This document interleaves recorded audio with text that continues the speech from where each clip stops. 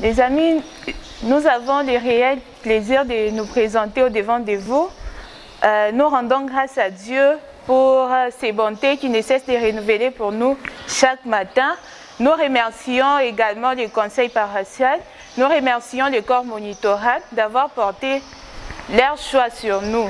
Voilà. Alors, mes amis, vous pouvez être là à la maison en train de nous suivre. Peut-être vous posez tant de questions. Déjà, comment est-ce que cette pandémie de Covid-19 pourra prendre fin? Alors, laissez-moi vous dire que notre Dieu est capable de guérir toutes ces personnes qui sont atteintes du Covid-19. Rien n'est impossible à Dieu, les amis. Voilà pourquoi aujourd'hui, nous allons voir une personne dans la Bible qui était également malade, mais Dieu l'avait guéri. Nous sommes dans le livre de Luc, le chapitre 5, le verset 17 jusqu'au verset 26. Nous sommes dans la ville de Capernaum. Ici, comme vous le savez bien, notre thème du mois est Dieu guérit. Dieu guérit.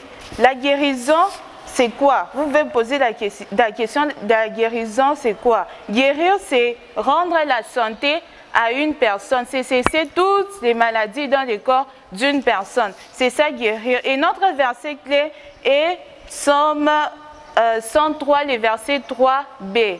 La Bible dit que Dieu est celui qui guérit toutes mes maladies. J'aimerais c'est que là où tu te retrouves, est-ce que tu peux répéter après moi? Dieu est celui qui guérit toutes mes maladies. Voilà. Alors les amis, comme je viens de vous dire, nous sommes dans la ville de Capernaum. Ici, c'est Jésus qui enseignait plusieurs personnes. Là, il y avait plusieurs personnes que Jésus enseignait. Il y avait des pharisiens, des docteurs de la loi et les autres personnes et la foule. Il y avait tellement de gens qui suivaient la prédication de Jésus. Et la Bible nous dit que pendant que Jésus enseignait, il y avait des gens qui recouvraient la guérison. Il y avait des gens qui étaient guéris. La puissance de Dieu s'est manifestée par des guérisons lorsque Jésus enseignait. Alors, à l'extérieur, il y avait des gens qui avaient sur eux un paralytique. Cette personne ne savait pas marcher. Cette personne était paralysée. Et il y avait des gens qui transportaient ces paralytiques et qui voulaient les faire entrer où il y avait Jésus, dans la maison où il y avait Jésus. Alors, en entrant, il y avait plusieurs personnes et la foule les empêchait d'arriver où il y avait Jésus. Peut-être tu peux être là aussi. Les gens sont en train de te décourager. Les gens constituent un obstacle pour toi dans ta vie. Mais laisse-moi te dire qu'il ne faut pas perdre courage. Ces gens ne se sont pas arrêtés par là. Ces gens ont persévéré. Ces gens ont pris courage. Toi aussi, tu peux être là à la maison, tu es malade. Peut-être tu as les maux de tête, peut-être ta maladie a tellement duré, les gens te découragent, les gens sont en train de te dire que pour toi cette maladie, bon, reste seulement à la maison, tellement que tu as pris beaucoup de médicaments, rien ne change, reste seulement à la maison, rien ne va changer, tu peux même mourir. Avec cette maladie, les gens ne vivent pas, mais laisse-moi te dire que notre Dieu est celui qui guérit toutes tes maladies. Comme il a agi dans les temps anciens, il est capable de les faire encore aujourd'hui pour toi. Il suffit juste d'avoir foi en Dieu. Il suffit juste de croire et l'Éternel est capable de guérir toutes tes maladies. Alors les amis, ces personnes ne se sont pas arrêtées par là. Ces personnes ont persévéré. Ces personnes se sont dit que si on montait sur les toits de la maison, ils sont montés et par là ils ont pu faire entrer ces paralytiques jusque là où il y avait Jésus.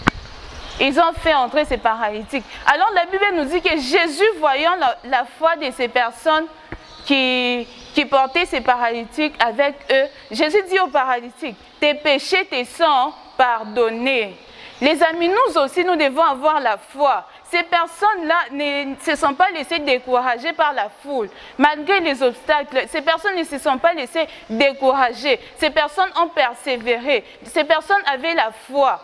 Alors, Jésus-Christ voyait la foi de ces personnes.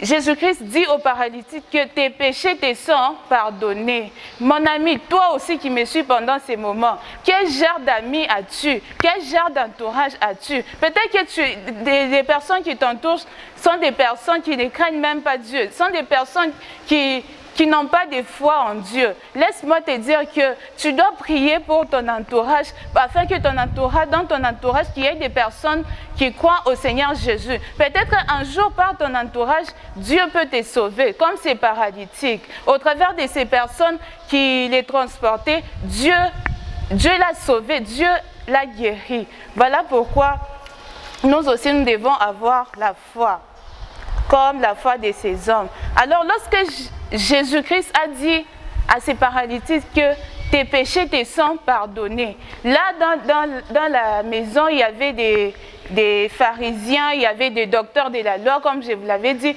et tant d'autres personnes. Alors, ces pharisiens étaient en train de se demander, comment est-ce que cette personne peut dire que tes péchés te sont pardonnés? Est-ce qu'il a le pouvoir de pardonner les péchés? Il n'y a que Dieu seul qui a le pouvoir de pardonner les péchés. Alors, Dieu connaissant tout, Dieu connaissant toutes choses, alors, dans leurs pensées, parce qu'ils se disaient dans leurs pensées, et Dieu connaissait leurs pensées, Jésus-Christ leur a repris en disant, lequel est le plus aisé de dire tes péchés te sont pardonnés, ou de dire lève-toi et marche? Or, afin que vous sachiez que le Fils de l'homme a sur la terre le pouvoir de pardonner les péchés. Alors, des amis, peut-être que toi aussi tu es là pendant cette période de confinement. Tu te dis que même si je menais une vie de péché, même si je vivais dans les péchés, bon, je ne pars pas à l'église, les pasteurs ne vont pas me voir, les moniteurs ne me voient même pas, même si je marchais, je menais une vie de péché, ça fait rire. Laisse-moi te dire que Jésus-Christ, notre Dieu, il est celui qui voit tout. Même si tu te dis, je peux pécher même par mes pensées, les gens ne vont même pas savoir. Laisse-moi te dire que notre Dieu est celui qui connaît nos pensées. C'est celui qui connaît toutes choses. Il voit tout ce que tu penses dans ton cœur. Notre Dieu, il est celui qui connaît. Alors, lorsque Jésus-Christ a dit à cette personne que tes péchés te sont pardonnés, et après il lui a dit que lève-toi, prends ton lit et va dans ta maison. Alors, ces paralytiques, du coup, il s'est levé et il a pris son lit et il est allé dans sa maison. Notre Dieu, il est celui qui guérit toutes nos maladies. Malgré que cette maladie a tellement duré, peut-être tu te dis que cette maladie, c'est une maladie incurable. Les médecins ont tant soigné, mais rien ne change. Laisse-moi te dire que l'Éternel, notre Dieu, est celui qui guérit toutes nos maladies.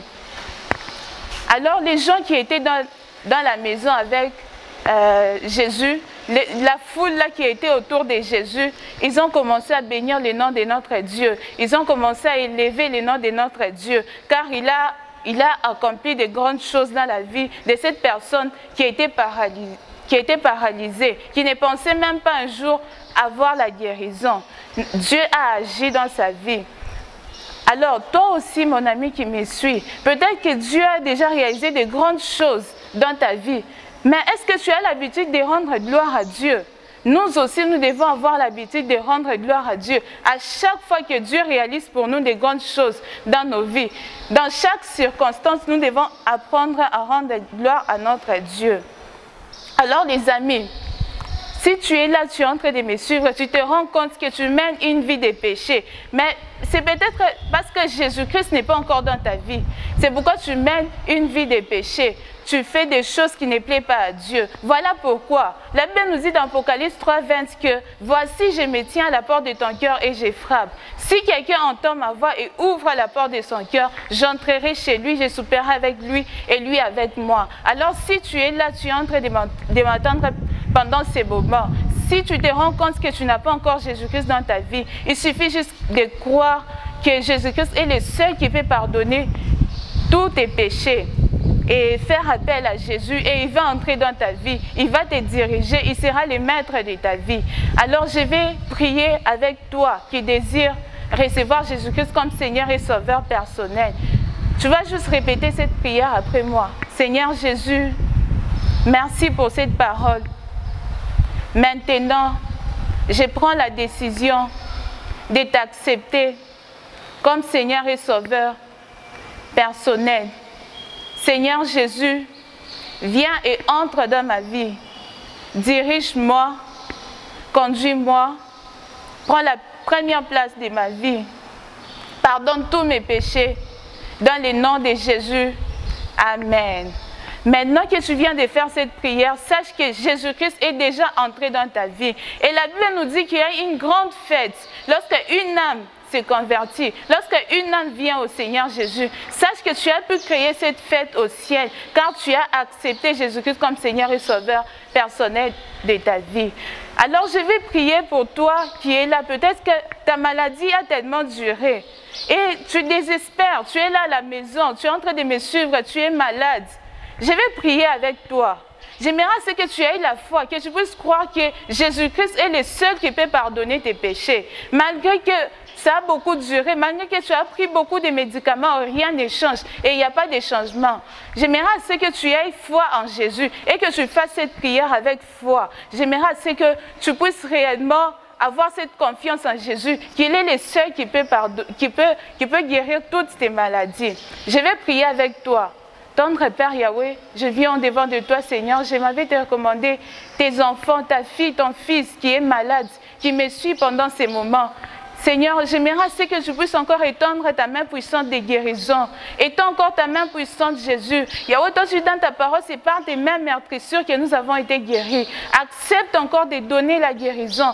Accepte encore d'accorder la délivrance totale. Dans le nom tout-puissant de Jésus. Merci, Jésus, pour cette guérison. Merci pour la bonne santé que tu as donnée à ton enfant. Dans le nom tout-puissant de Jésus, j'ai ainsi prié avec action de grâce. Amen. Amen, amen, les amis. Merci beaucoup de nous avoir suivis. Nous bénissons l'Éternel pour ces beaux mots et que Dieu bénisse sa parole.